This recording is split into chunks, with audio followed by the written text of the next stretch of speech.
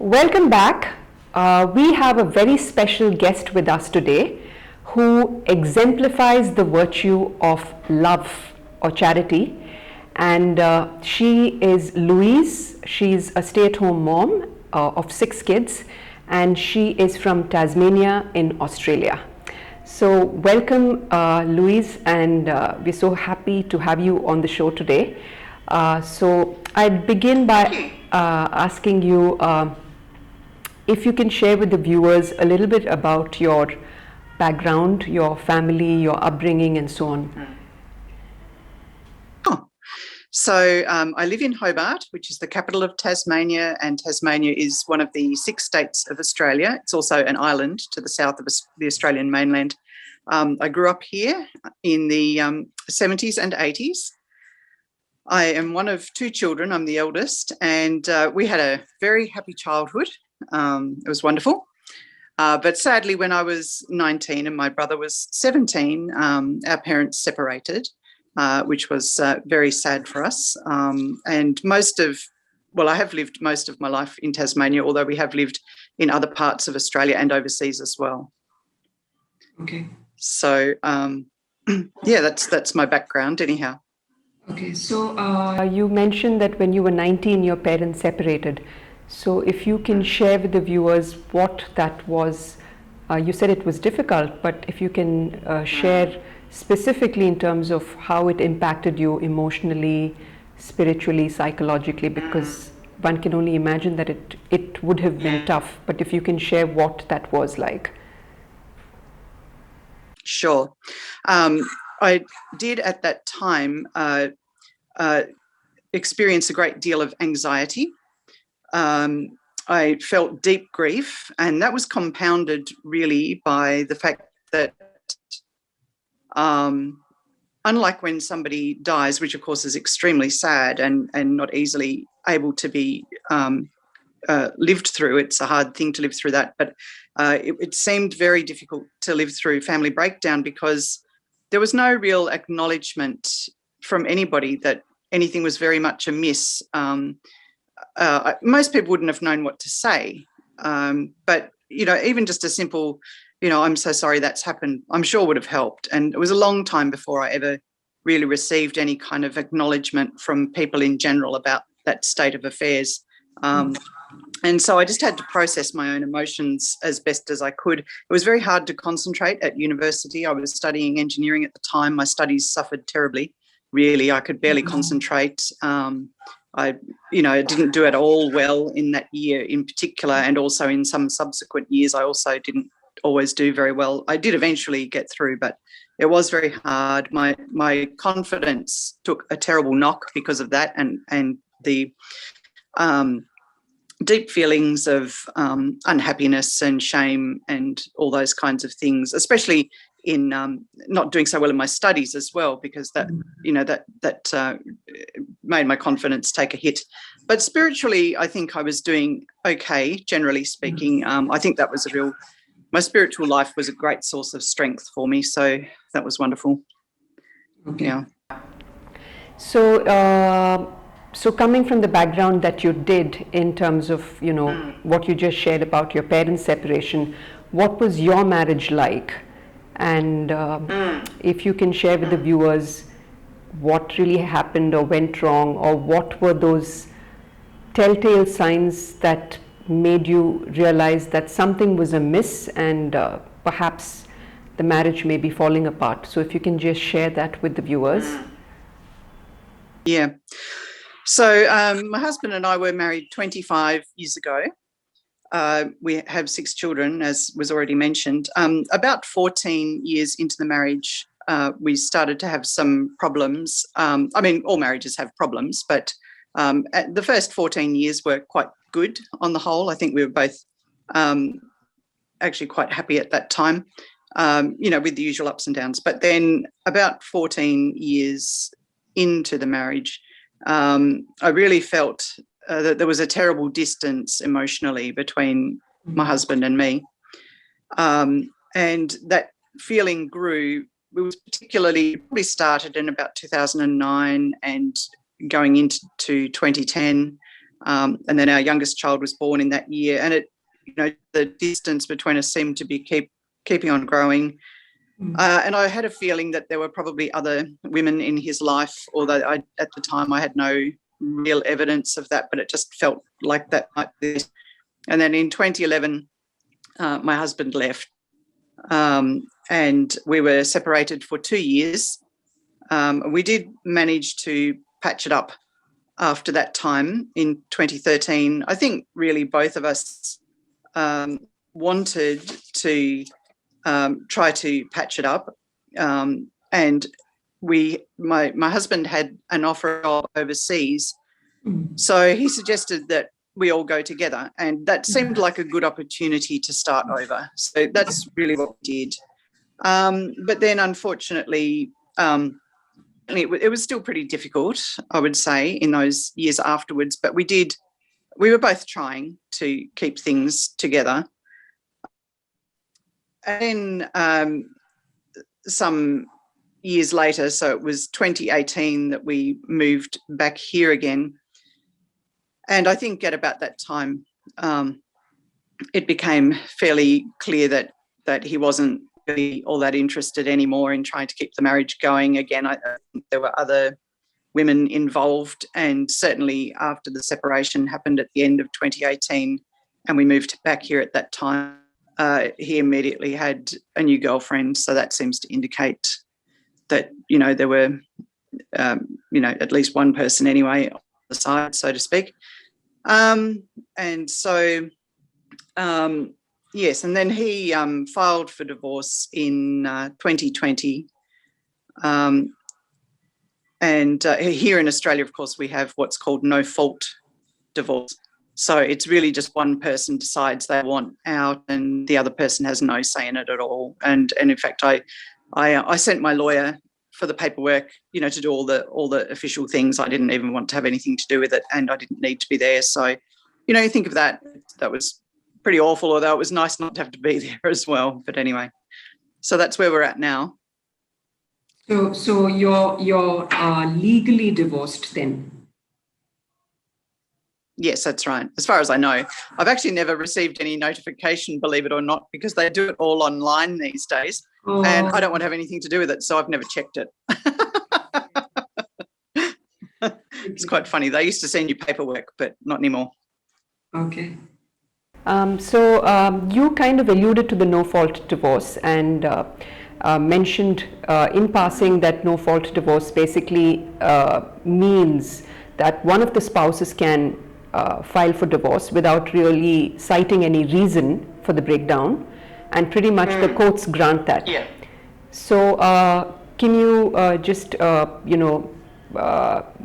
talk about when this became a law in Australia and what were the repercussions of that law, which you kind of could see directly, Yes. So no-fault divorce was introduced into Australia in 1975, I believe. Prior to that, if anybody wanted a divorce, they had to prove a good reason for it. They had to show that their spouse was unfaithful or there was violence or some other reason. So they had to go to court to actually prove their case, so to speak. Whereas in 1975, that has not been the case. And anecdotally, 1975 was my first year at school.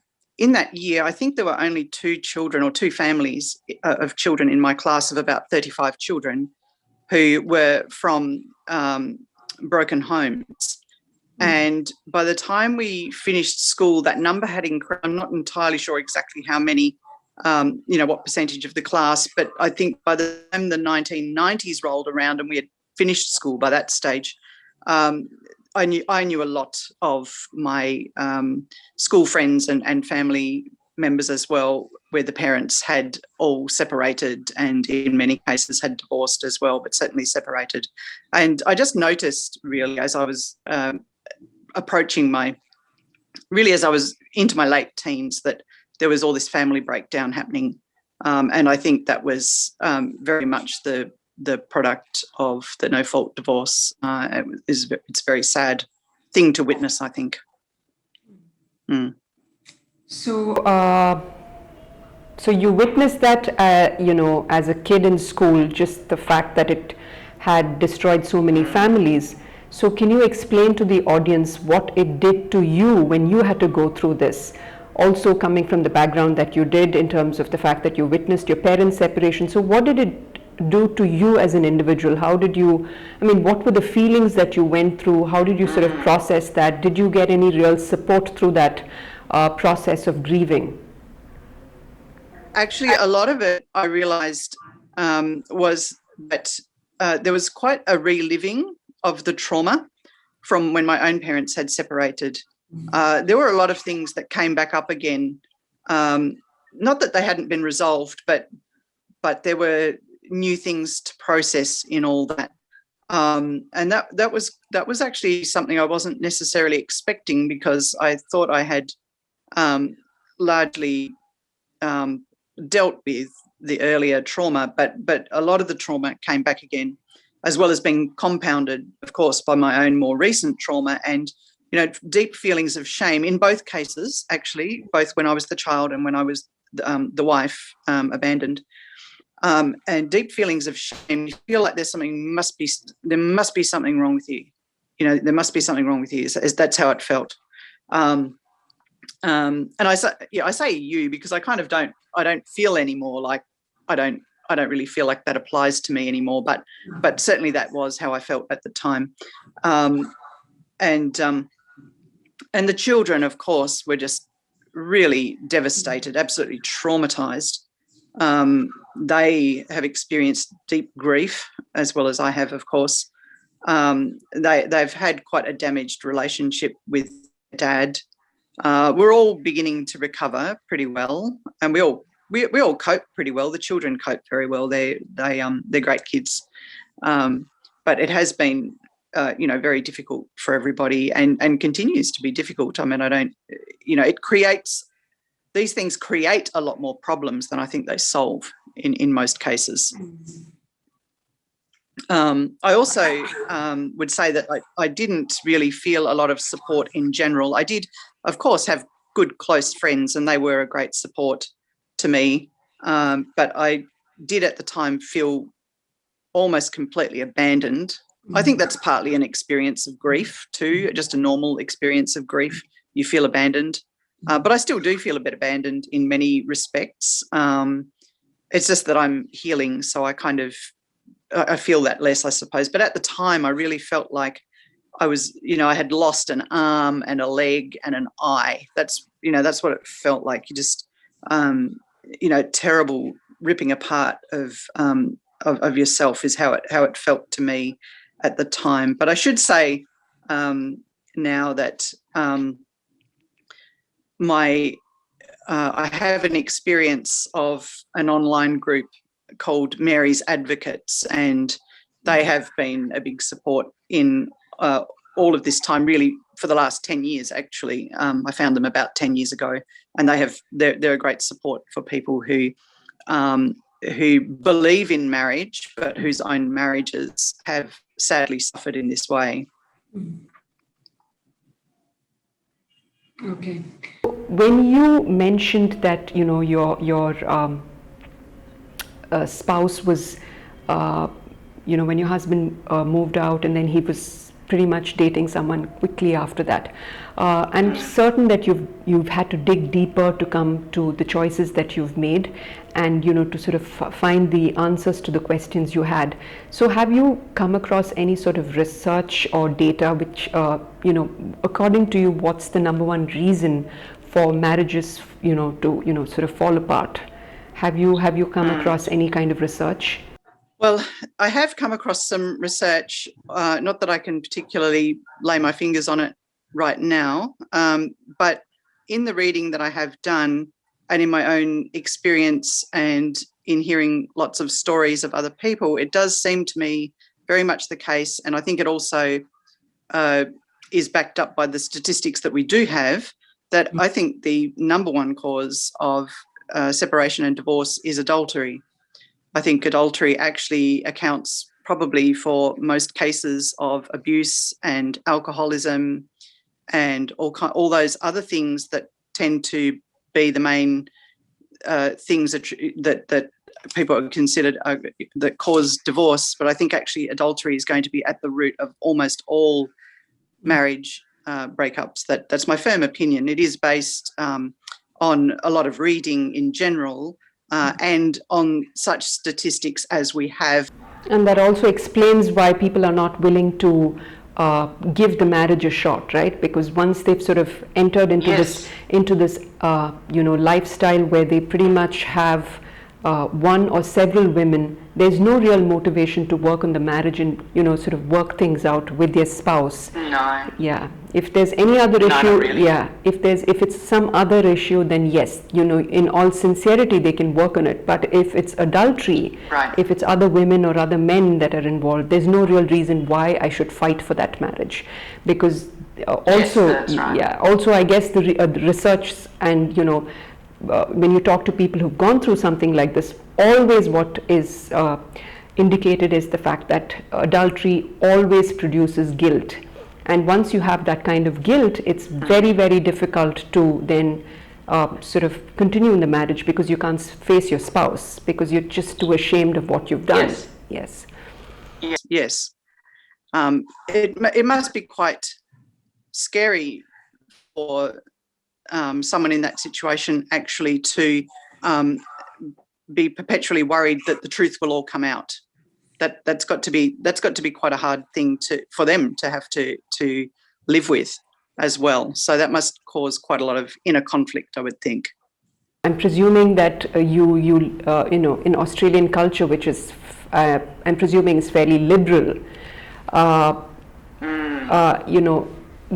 did you sort of get that, did you have people say to you, listen, you are divorced now, stop feeling victimized, just move on with your life? Did you have that being told to you a lot? And I guess the second question, or the second Right. part of that question is, considering that I'm assuming that the society is quite liberal and the culture is fairly open to people getting, individuals who are divorced getting remarried or even living in. Was that a choice even for you? And what ultimately led you to make the choice that you did? What was the reason? And if you can share how easy or difficult that choice is, living it on a day-to-day basis. So if you can just share that. Yes, certainly. So society here in Australia is, of course, socially very liberal. So, people in general, I would say, just don't care about marriage. All they care about is happiness, which, of course, is silly because happiness is one of those feelings that kind of comes and goes. So I suppose, I knew really that virtually everyone around me, with a few exceptions, but most people around me would, probably see that, that I have no reason to, no reason not to just, start a new relationship and all those kinds of things. And probably a lot of people would feel relieved if I did, because they would then feel, oh, well, it's all okay now. She's okay now. She's got someone else. But actually, people don't talk to me about it very much. Partly, I think I have the kind of personality that, although I can be I am very warm and friendly, but at the same time, I really highly value respect. And I think most of my friends and even people who don't really know me get that vibe from me. So I also don't really talk much about what I do. I just walk the walk. I just walk the walk. I live my own vows. I don't really talk to anyone much about it. And not my personal situation anyway. I just, when people do ask me about my situation occasionally, I'll just say, oh yes, it's been really sad. It's been really hard. I mean, what are they going to say to that? So, so I don't, because I'm not really, I am living very counterculturally, very much against what other people do, but I do it, I think, in a fairly quiet way. Although I can be very outspoken, but I'm not in this matter because I don't really want people telling me what I should do with my life. Because it's my life. And then, so the other thing is that, so you were asking, how have I been able to make this decision? And really the decision that I've made is simply that I will live out my own marriage vows, because I made those vows and the state can't undo them. I can't even undo them if I wanted to. I can't really undo them. I could ignore them, but I can't really undo the vows. So, I believe I have to live out my own vows because I vowed to love somebody for better or for worse for the whole of my life. And so I just insist on doing that. And the thing is, I see all the people around me who don't do that.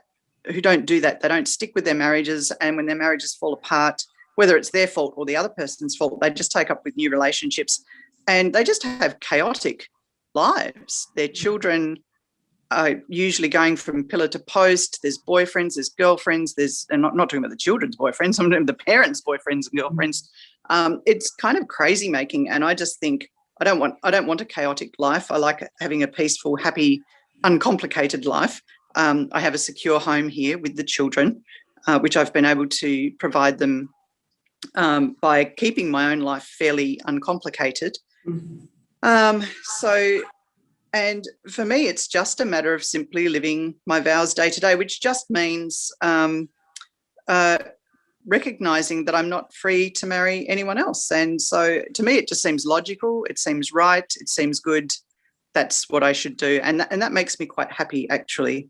And also I think I probably have probably a higher sense of self-acceptance and a sense of well-being than I would if I had pursued other relationships and, having boyfriends dump me and, or me dumping them or whatever, I just think, oh, horrible.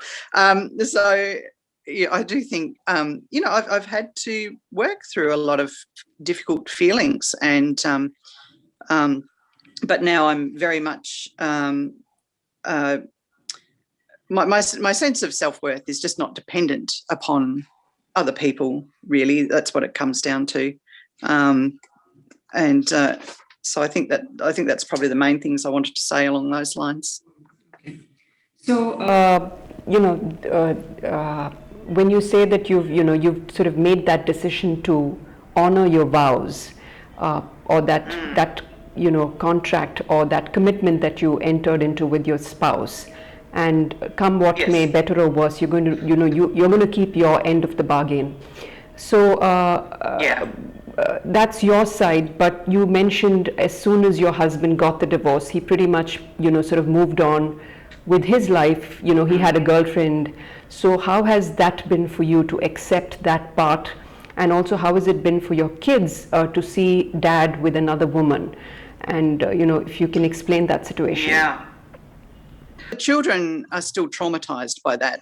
They just really can't stand seeing their dad with somebody else. And I totally understand that I think that's normal.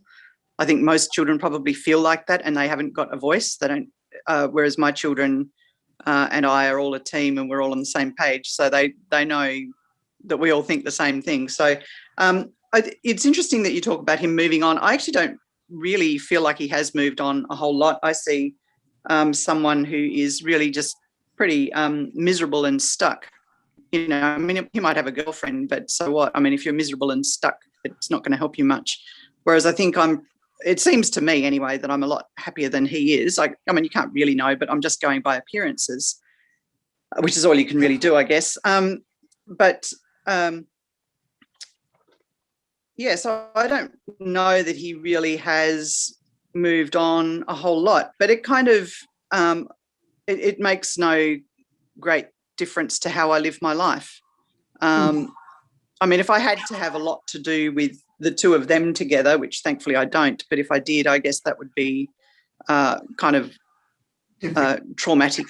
Given the fact that he's sort of living this life with several women or a girlfriend or whatever, did you ever have that situation where you felt that people were sort of being, they were affirming his choices? Did you ever feel that way?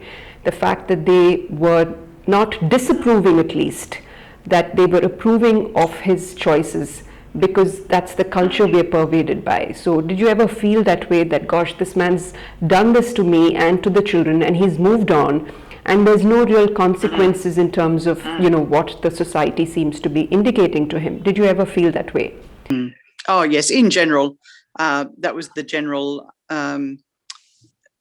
message that you get in these situations. It's just like, well, they've moved on and, they're not interested anymore and you just have to put up with it.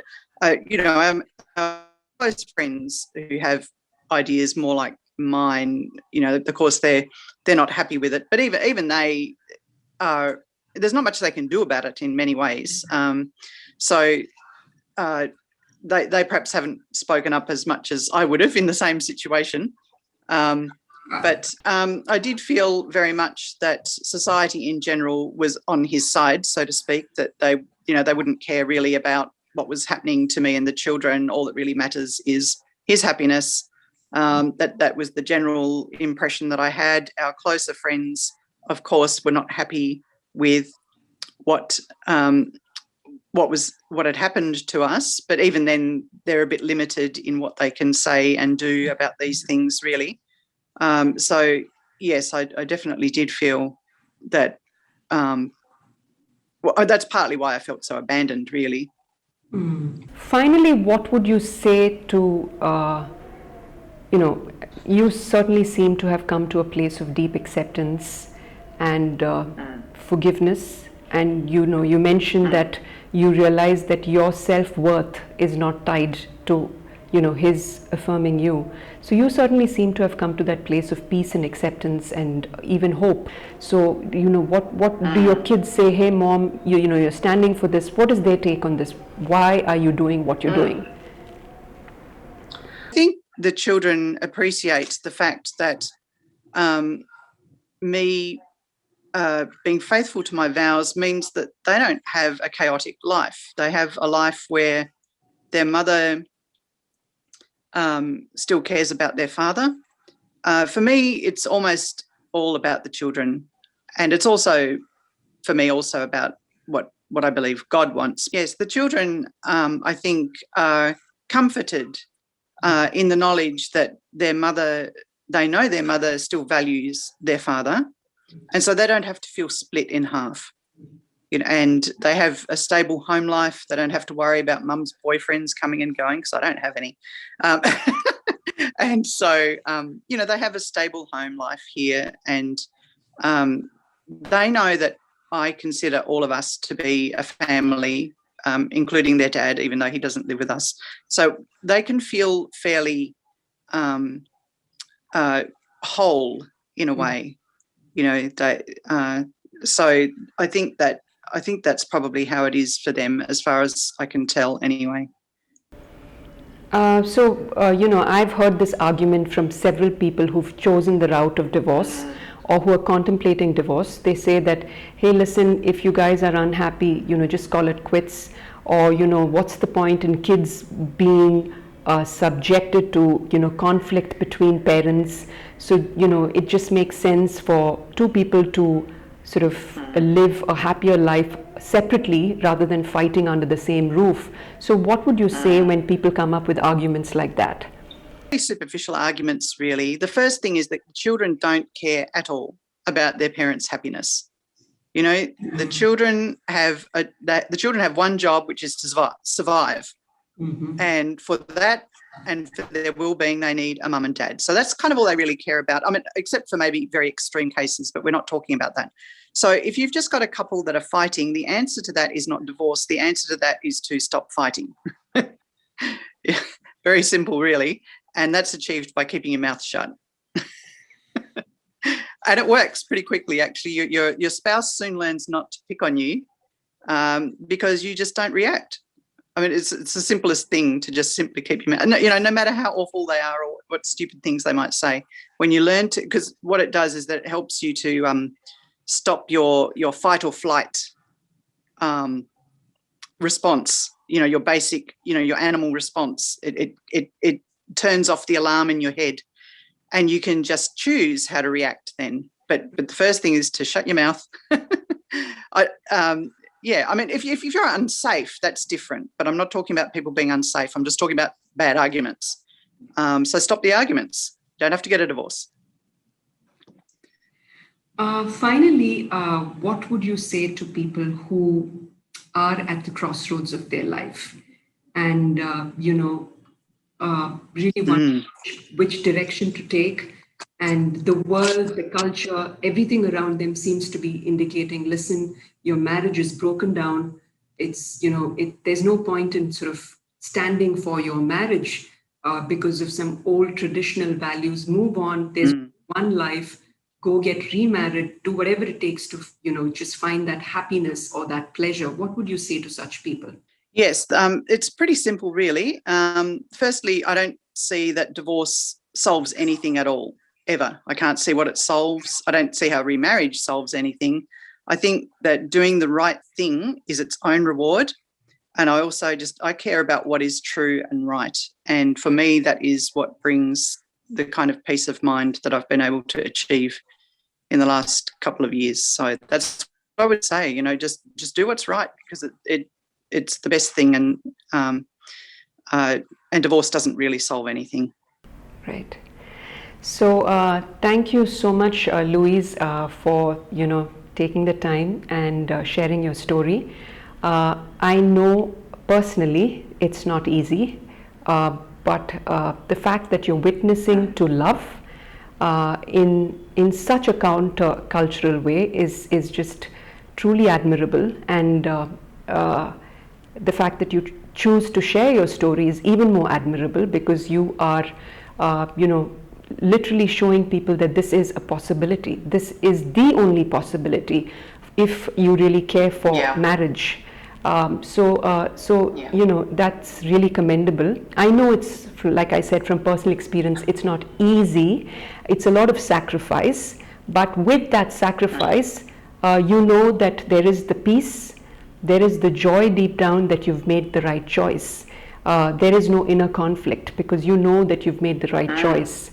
And also, what struck me about your story is the fact that you mentioned that you've come to that point of realization that your dignity is not based on someone else's affirmation of you. And that's not an easy point to get to at all. So, even when you're in a marriage and, a fairly stable marriage, you're always looking for that affirmation from your spouse. So in spite of having gone through something as traumatic as this, to have come to that point of saying, whatever the other person does or does not do or has done does not matter, because I have a dignity which is, outside of their affirmation. So that's something which struck me as well. And I guess which something else which kind of, stayed with me about your story was the fact that you are focused on your children, which is, again, something which is, you said time and over again that your children are your priority, and that you work as a team, and that you will do whatever it takes to keep your family intact, even if your husband has chosen to, walk out and not fulfill his part, but you're still committed to your end because you care for the children and what is going to make them solid individuals in the future. So hats off to you, because not everyone makes those choices, because everyone's selfish when it comes to their own pleasures. It's okay, up to a point I'll sacrifice for the kids, but beyond that it's also the fact that I have my own individual needs and desires. I'm not willing to give that up for the sake of for anyone's sake. So it's really commendable that you have that perspective. And also, I think when you had shared, you said that you're constantly working on yourself, and you want to be the best version of yourself, regardless of whether someone else values you or not. You want to continue to work on yourself. So that's really, really awesome. So thank you so much. I hope and pray that you will continue to inspire many by walking the talk. So I hope you continue to inspire many by way of your own life. So thank you so much, and thank you for sharing your story. Thank you so much, Benita. It's been lovely.